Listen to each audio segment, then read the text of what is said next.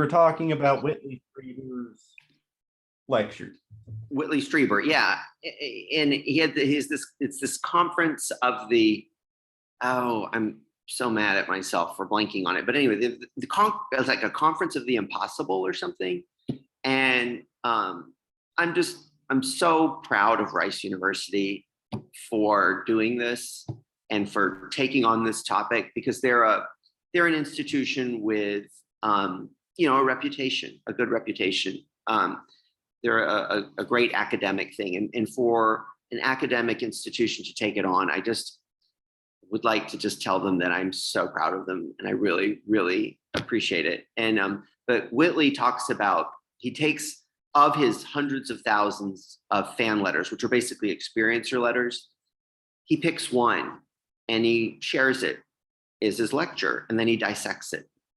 And it's amazing. It's absolutely phenomenal. And the point of it all is that joy, the experience of joy, is one of the most precious experiences that we have as a gift in this earth experience.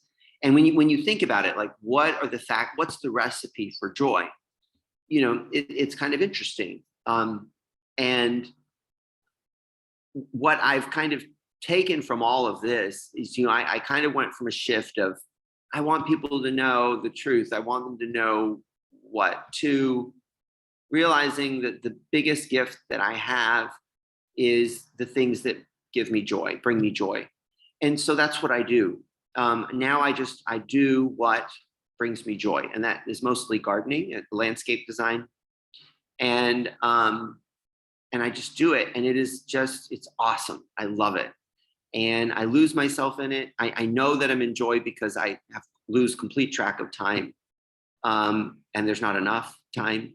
But, so like, I'm not as dedicated to this topic, which I care very much about, but, and I love, I think we're in very exciting times. Christopher Mellon is a new big hero of mine. I'd followed him a little bit, but I've seen more recently, I saw an interview where he had mentioned that he was the one that had leaked the Tic Tac video from the Pentagon. And I realize he's very much, from what I get, a champion of disclosure, of getting it out. And disclosure's already happened for those that, want to look, but for the general public, it really hasn't happened. And the Tic Tac video is disclosure, the Pentagon has admitted it. It's just not made the headline, anyway. But so, and I'm very excited. I saw James Fox's The Phenomenon in 2020. Awesome movie, very good. I love his work, and I'm very much looking forward to his The Moment of Contact that's coming out next month, I think. So I think we're in exciting times. I understand recently there was a little bit of a setback. The Navy is not going to release any more UAP videos, claiming national security, but I'm hoping that this whistleblower law that protects whistleblowers is going to allow more whistleblowers to come forward and change things, and so I think that's exciting. But anyway, it is exciting, and I think we're moving forward, like you're saying. Yeah, there's just no telling where we're going to go from here. Yeah. So, with people who are struggling with the contact experience, what advice would you give them? Oh gosh. Well, one I would say, don't feel bad. I think it's very natural. It's a phase that we all go through. I went through it for sure. And but I would say, God, there's so many incredible books. R.D. Six Killer Clark is this indigenous woman, a PhD woman that she does all these experiences. She writes about experiences of indigenous people on the reservation, off the reservation, in Guatemala, and all these years. Anyway, it's like, I don't think anything bad has happened. The bad stuff, thank goodness nothing's bad's happened to me. But I mean, just step back and think. So imagine hypothetically, there are groups of intelligent beings that are from Earth and from other places that cohabitate Earth with us. All of this has been going on. Nothing is new. The only thing new is your awareness of it. It's been here longer than us, and we're still here. We don't need weapons to fight them. If they wanted something from us, they could do it. I think really what we're learning is we're in a bigger community, and what I really think the lesson is for us to be a part of that community, we have to grow spiritually so that we can handle the bigger toys, the bigger information, the bigger reality of what we are and what we can do. And we already have toys bigger than what we can, by toys, I mean like nuclear weapons technology. And there's other technology, I believe, that we could have. But all of this stuff that could be used for good could also be used for bad if you're not mature spiritually.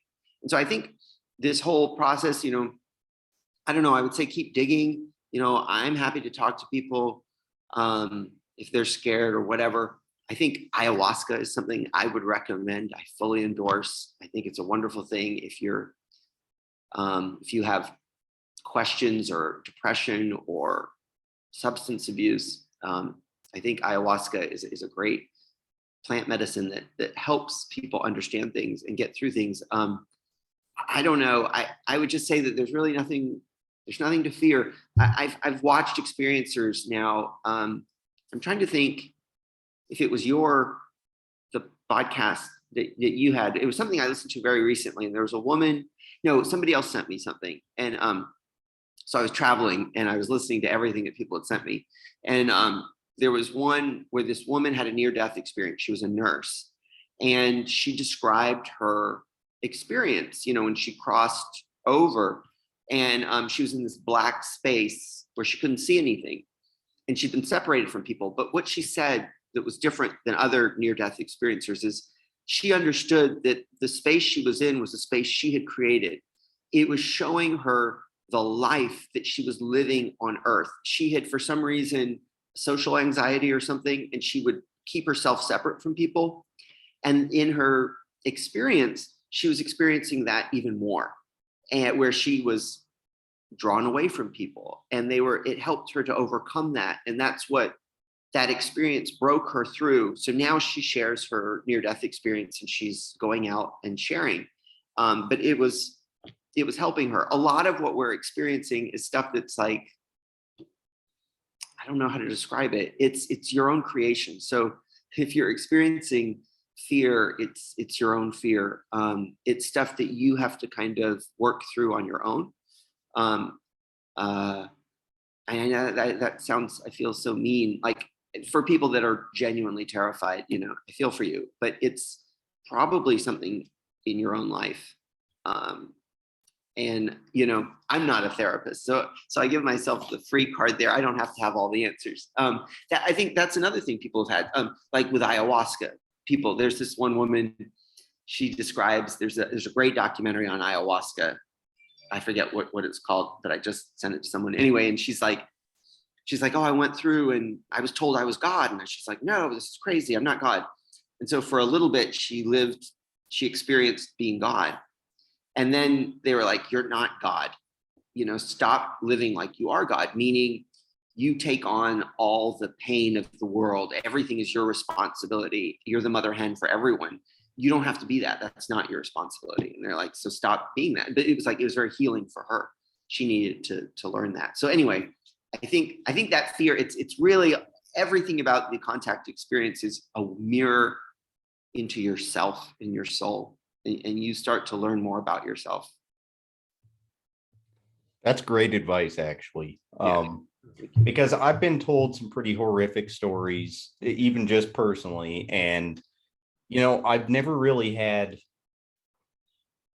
a way to give them an out.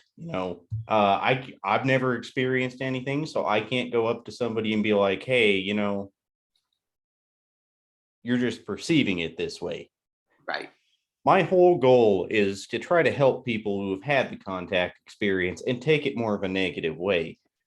Because there's people that have, you find that people who've had negative experiences over time, eventually they don't consider them negative. They look at it a different perspective. Debbie Cobble, again, bringing her up, she's a great example of that. It was very traumatic for her at first. Mhm, We brought up the baby thing, mhm. but over time, she's kind of gotten used to it and it's not as traumatic. Right, right. And yeah, I've just been trying to figure out how to give people the best advice I possibly can about that. Because It's yeah, it doesn't seem to be, they're not bringing you on board a UFO and just kicking the crap out of you. You know, there's something else to it. no, I think they're doing everything I mean, I go on these CE5s wanting more contact, wanting, wanting to prove to myself because, I'll have contact, they'll visit me, but, I'll wake up in the middle of the night and they'll play music for me. Um, Very different music, but then, and I can't see that, like, starting in 2020, I think I woke up, I was having a dream and there was jazz playing in the dream. And then I woke up and the jazz was still playing. And I thought, oh, somebody's phone is playing music and that must have incorporated into my dream. And then I realized there was no there was no phone playing. And then there's a feeling you can get when they're visiting you. And I could kind of feel the energy. And I realized, oh, they're here. And I kind of there was a fear that came over. It's a dark room and there's music playing. This soft jazz music is playing, and I'm like, whoa. And so I immediately thought, oh, welcome. Could you show up as like a light ball? And really what I was doing is I was protecting myself because I had no idea if I started to focus around the bed in the room, was I going to see something that might frighten me? And I thought, if I saw a ball of light, that would be something that wouldn't frighten me. But I got very quickly a download that said, no, that's not what this is about. And I understood this isn't about a visual.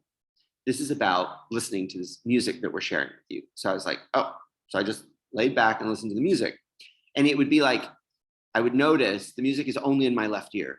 It's not in my right ear. So it's like you start to have clues that your experience is not a 3D Earth experience. This is something else. And so they would come periodically with different music, but there's nothing else there. And I'm like, what in the world? Like, what is this about? But one time we had done this CE5 event, and there was a woman of the Sami clan. It's like some Arctic indigenous people from like Alaska or something like that. Anyway, and she had said she has contact, and she had said she'd sent out a message, and she's like, oh, my people are going to visit you tonight. And it's between like 3 and 4 a.m. They're going to come and visit you. And I was like, whoa. I was like, okay. So like I smudged my my place, and I was ready. And sure enough, at 3:29 a.m., I woke up. And I remember I woke up and I needed to pee, like quite badly. And but I could feel it. There was an energy, and they were there. There was a presence. And so I was like, oh. And then I heard music. And I was like, ooh. So I just was like, okay, I'm going to hold the pee and I'm going to listen to the music. And I'm listening and I'm like, oh my God. So at the CE5 event, this woman would start the ceremony. She had just like toward the later nights, she started doing this drum ceremony, which she said the drum ceremony, she would start off the event with the circle with this beautiful drumming. And she said, this is like a prayer. So, when the drumming is going on, you don't speak, you don't talk, you don't interrupt the prayer. But anyway, it was a very distinct drumming. And that was the music that was playing. It was the drumming. And I was like, oh my God, now is the first time I can actually connect the music with something in my life. And it's her drumming. And so it really is her, it's her people. And what was bizarre is while I was laying there, the sensation to pee, like it was intense. I needed to do it. It disappeared, and it just wasn't there anymore. They had somehow numbed that so that it wasn't distracting me. And I mean, there's something to that. I don't know. Maybe I'd left my body. I don't know what, but I seem to still be in the same position. But anyway, there was that experience. And then when the experience ended, there were some visuals that were quite cool. But when the experience, it's 11 o'clock. When the experience ended, I needed to pee again. So I knew it was over. And, but it was just the craziest thing. And I was like, how did they do that? But they did it. And anyway, so there's all kinds of bizarre contact. I can't remember how I got onto that, but it was just the point that contact it's so different than people think. People are like, oh, why didn't you ask this? Why didn't you ask that? And I'm like, it's just not like that. And it's such a precious thing. And it's like, when you're in I didn't get up to go pee because I felt that if I did get up to go pee, it could end the entire experience. By moving, by shifting my position in the bed, it can change the energy and it's all gone. So it's kind of like, I kind of stay in the same position. You have to, it's a very delicate thing. It's not like forced on you. It's not been my experience. It's something where you have to kind of keep a relaxed state. If you get too excited when contact is happening, that can pop you out of it. So, I don't know. I just say for people that are really scared, like, I don't know, talk to people and try to think, what is it that you're really scared of? And also what I would say actually is mentally communicate your fear to the beings. Like, just be like, think of whatever's scaring you and say, look, this scares me. Could you do it differently? Could you show up as a ball of light? Could you just be music? Could you just be, some kind of telepathic communication or something, but just give some feedback. And then I would guess that it would respond. I guess my last question before I let you go, what do you think is behind it? Do you think it's more extraterrestrial, interdimensional, or just up in the air kind of thing? We don't know. Well, I don't know either. But I think it's a great question. And I think it's a combination. I think of what we think of, our vocabulary, I think has to expand. And I think what we think of as angels, what we think of as extraterrestrial, I think there's something connecting them. They may not be as different as we think. I think it's more about the nature of reality, what we're really living in, and that we're not alone. We live in a much more interesting, like multiverse or whatever. There's a lot of other intelligence out there, consciousness out there, and expressed in so many other ways. And we're just starting to awaken to those. And I think it's just part of our kind of experience, our evolution of reality. A long time ago, we thought the Earth was the center of the universe. We thought the Earth was flat. There's been so many different things that we've had to kind of learn. And I think this is where it's kind of cool.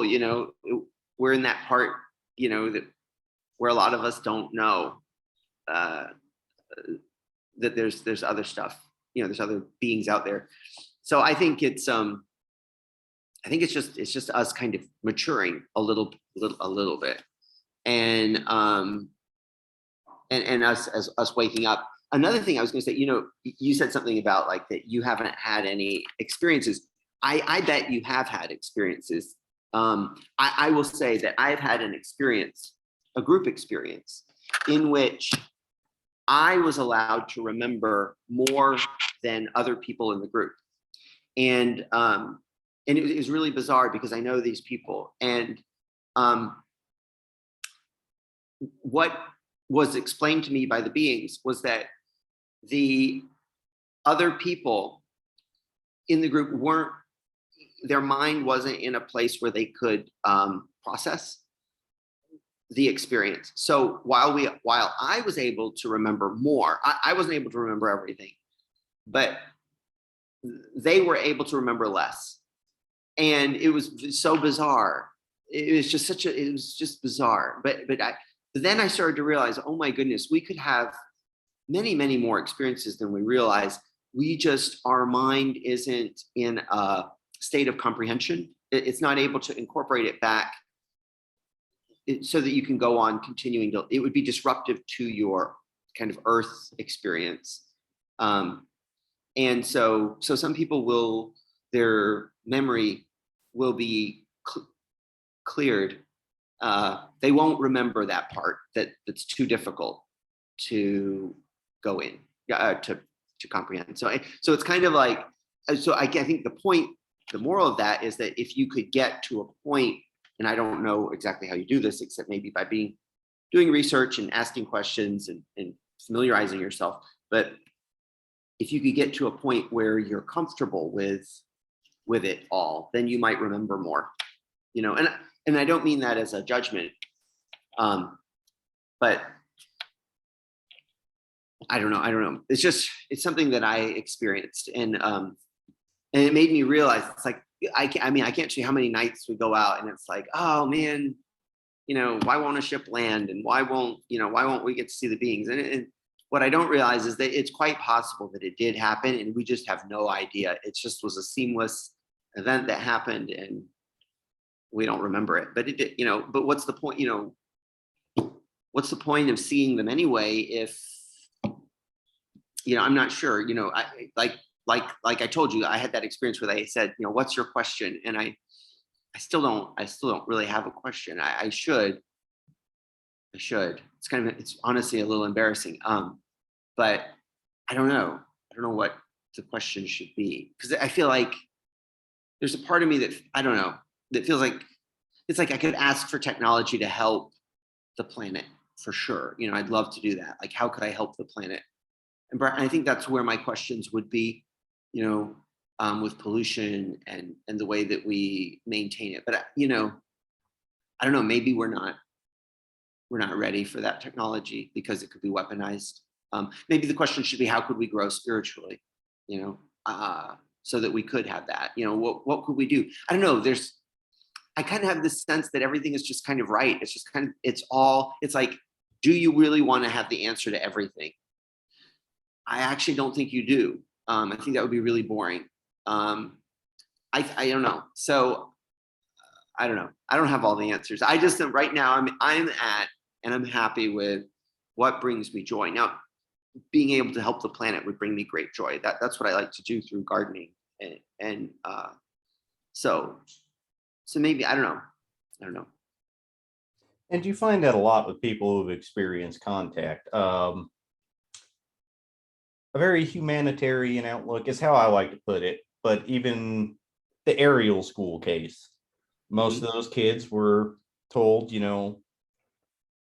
stop destroying the planet, kind of thing like that, take care of things. So I think you're right on point with that. Now, as far as whether I've had experiences or not, it doesn't really run in my family, but I've had I've got a whole episode on my podcast about it. A lot of weird dreams, but I don't know. I always write my own stuff off. I'm very familiar with the subject, so I feel like that maybe I just put that in my own head, kind of thing. So I don't know. I'm a little too analytical about my stuff. Everybody else I'm very open to, but well, and so that actually might be getting at something. So you are not allowing the experience to happen to you, and it might be a kind of a protective thing, that for you maybe there's that distance. It's just the way that you described your sudden appetite for researching this material is a very common among people that I always ask people, why are you interested? Because what I find so fascinating about people is the way people react to this topic. It's so polarizing. And so you have extremely intelligent people like, is it Gary Nolan of Stanford Research Institute? Thank God for people like him who are recognized in Western science as being, he's up for a Nobel Prize right now for his work in immunology, I think. And, but so we've got people like him in our camp, and then we have the people that people like to make fun of, and but I challenge people at this point. It's like, if you're going to make fun of this topic, it's like, who looks like an idiot now? But it's interesting. I guess it's the fear. It's how people react to this topic. I read every review of John Yost's film, and some of the ignorant comments that we get, and people that nitpick. And I'm like, geez, God, all of us, opened ourselves up to a complete ridicule. And can you not, appreciate what we've done? And people are like, oh, you just want fame, or you just want attention. I'm like, is this the kind of attention that people want? I don't know. It's just people that don't appreciate what we're doing and what we're trying to share. And I think, I don't know, whatever, but if people don't want to talk about it. My own mom, who's an experiencer herself, she is not watching the film. She always has an excuse to not watch the film. I don't know why, but, so many of my friends, very few of my friends, like I have this group, like I went to small schools. And so we have a group of friends that have been friends forever. And, like only a handful have responded about the movie. Some of them, yeah, like just ignore it. Like, I'm like, oh, hey guys, please check out this film. We're not going to talk about that. Yeah, it's just weird. So there's that. And then there's people like you who are dedicating so much time to creating this podcast. And I thank you for doing that. I think that's so important. So it's just interesting to me. I'd love to know, why are some people some way? But, we live in a dualistic reality where people, all types of interests are out there. But it's just, I can't figure out, it fascinates me how some people are like, oh my goodness, this is fascinating. And other people are like, I don't want to talk about it. Like, I'm going to pretend you didn't even say that, and I don't understand that. I don't either. Yeah. It's, if people have questions about it, right, rather than sitting there and ridiculing somebody about it, they should get in contact with you and just ask. Like, your part stood out to me. I even reached out to John Yost. I'm going to have him on eventually too. I watched the documentary on YouTube. I bought it. After I watched it, I immediately bought the DVD because Awesome. This is something I got to have, right? Great. Like I said, your part stood out to me, and I don't know why, but I had to reach out to you. Now, people who ridicule the whole thing, they obviously haven't done enough research. That's the way I see it. But there's always going to be those people, no matter what, who are just going to say it doesn't exist unless they have an alien body. And even if they had an alien body sitting in front of them, like this little dude here, nope, that's fake. I don't know what it is, but you can't win everybody over. I'm writing a book, and I'm actually putting that in there too, where I said, like, you can't convince everybody. Right. Like your boyfriend, he's not really interested in it. Neither is my wife. Yeah. It's not that they don't believe, it's just some people it just clicks that interest and others not so much. I've found it odd that it just clicks with me randomly like it did, but I've never known what to make of it. That's why it was a little hard for me to explain how I went from like studying weird cryptozoology stuff straight into UFOs, just like a ton of bricks snapped. I mean, I've listened to thousands of hours of podcasts, read tons of books. I don't really understand it myself. So what you're saying does resonate with me a little bit. That's cool. Yeah, it's a fascinating. I think again, it goes back to like putting that mirror on ourselves, and people are just. But I'm fine with it. I've made peace with it. It's not my cross to bear. I have to respect people where they are. One of my close friends told me that fear was the reason why he doesn't like the topic. And he also was saying, like, how does it affect his life? He's got children and, stuff, other things that are more pressing, seemingly more pressing. And so I have to respect that. And it's okay. You know, I don't enough people, like, I feel like I've been heard. I don't need to convince anyone anymore. If people don't want to believe me, go ahead, don't believe me, you know.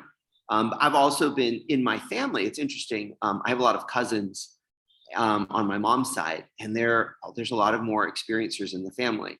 And it was really cool to hear them come out and say, oh, you know, I had this experience and I had that experience. I'm like, oh my goodness, you know. And so that's a bonding that that brought a lot of us closer together, and can share that. And it's, I don't know, I think it's a fascinating topic, and it's hard to understand why it's not fascinating. But I guess the scary factor, it was crazy. My dad had some, he's now on board. He's a medical doctor, retired, but he fought me for a long time. And finally I got to the point where we'd had a group experience. And he would still try to tell me that, you know, oh, aliens are real, but they're not coming here. The distance is too great. There's no scientific proof, all this kind of crap. And I'm like, if you want to believe that there's no scientific proof, fine. I really don't care. I'm not going to spend any time, you know. And then finally he came around. You know, it was Dorothy Isaac's book, Contact with Beings, Light Beings, that finally, it's not her book, it's a book about her. It was written by Peter Kutila, who did the documentary on her, Capturing the Light. And, you know, she has 30,000 feet, more than 30,000 feet of footage, Super 8 film, that she'd been recording on 3 different cameras. She'd met with J. Allen Hynek to record her experiences. And she was told, don't associate with other people because you could associate with a bad egg, and then that could take down your story. But just build up so much evidence that when you finally do share it, they can't deny it. And that's what she did. I don't know if you're familiar with her story, but it's a great one. I am actually. Yeah. I agree with you. It's fantastic. Yeah. Yeah.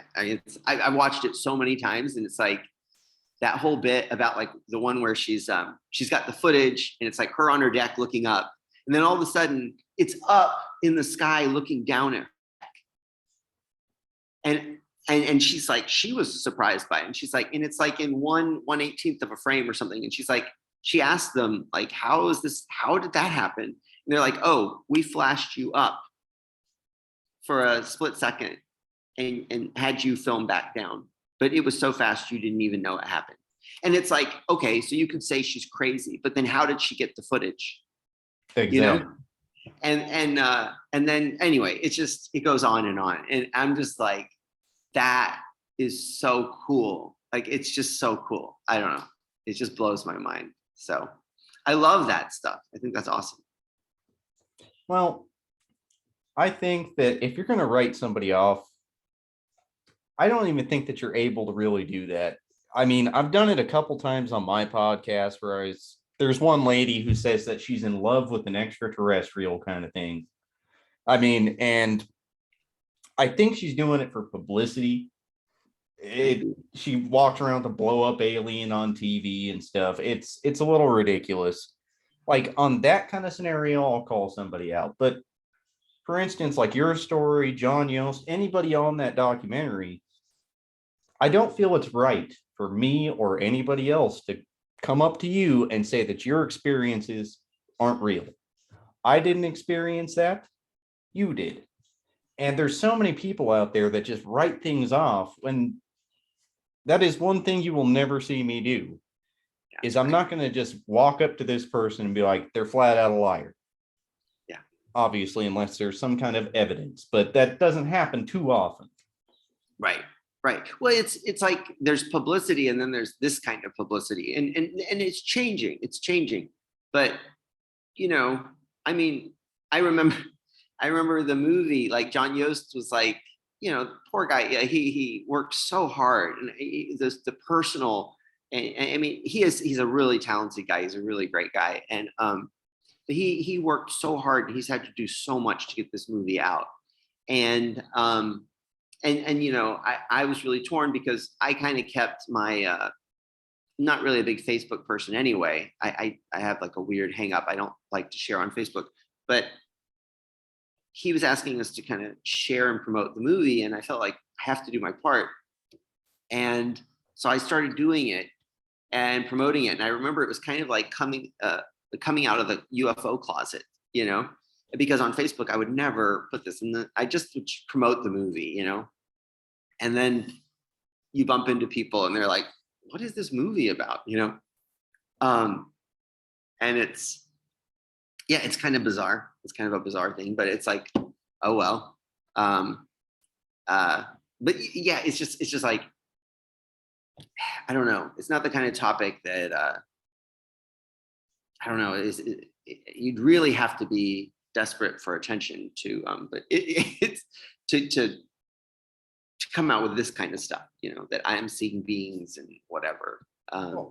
And Bud Hopkins always used to say, you know, this isn't the kind of attention that people want. Bud Hopkins and John Mack would say that, because there's people like those reviewers on your documentary that'll just sit there and badger your ass. And even if you wrote a book, like, again, personally, I'm writing a book on alien abductions and experiences. Cool. The book is not going to sell 50,000 copies. I mean, it's going to be pretty much within the UFO community and be useful to somebody. Mm-hmm. So, I mean, you're not going to make a ton of money off of a documentary or a movie. No. No, just the opposite. Yeah. Poor John Yost. I mean, I hope it's going well. And you know, he wants to do more. He wants to tell more. And I think but you know, he has to, they're expensive to make. And he has to get funding at it. He's working on all that, and I think he's going to do it. But yeah, oh my gosh, so much work, and it is not a big old money maker. So yeah, it's hard, but that's great. I'm wonderful. Please let me know when your book comes out. Congratulations on working on it. That's awesome. I don't know. I'm excited that people are doing this, and I think we're going to see a lot more. Disclosure type stuff. I agree.